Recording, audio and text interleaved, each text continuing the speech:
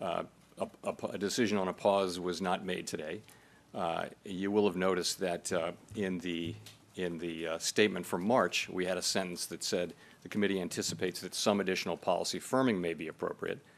That sentence is not in the statement anymore. We took that out, and instead we're saying that in determining the extent to which additional policy firming may be appropriate to return inflation at 2% over time, the committee will take into account certain factors. So that's a meaningful change, that we're no longer saying that we anticipate. And so we'll be driven by incoming data, meeting by meeting, and we'll approach that question at the June meeting. It's essential that the debt ceiling be raised in a timely way so that the U.S. government can pay all of its bills when they're due. A failure to do that would be unprecedented. We'd be in uncharted territory, and the consequences to the U.S. economy would be highly uncertain and could be quite adverse. No one should assume that the Fed can protect the economy from the potential, short and long-term effects of a failure to pay our bills on time. It would be so uncertain that it's just as important that we never get to a place where we're actually talking about or even having a situation where the U.S. government's not paying its bills. So I think it's probably good policy that we don't want the largest banks doing big acquisitions.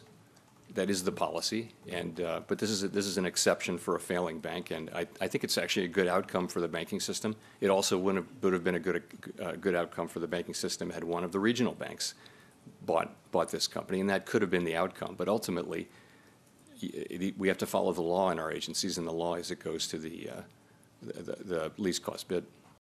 We see by surveys and much evidence that conditions are cooling gradually, but it really is different. It wasn't supposed to be possible for job openings to decline by as much as they've declined without unemployment going up. Well, that's what we've seen. So there are no promises in this, but it just seems to me that it's possible that we can continue to have a cooling in the labor market without having the big increases in unemployment that have gone with many, prior episodes. Now, that would be against history. I fully appreciate that. That would be against the pattern. I think, the case of avoiding a recession is, in my view, more likely than that of having a recession. But it's not that the case of having a recession is. I don't rule that out either. It's possible that we will have what I hope would be a mild recession. I don't really think we should be. We shouldn't even be talking about a world in which the U.S. doesn't pay its bills. It just shouldn't be a thing. And again, I would just say we don't. No one should assume that the Fed can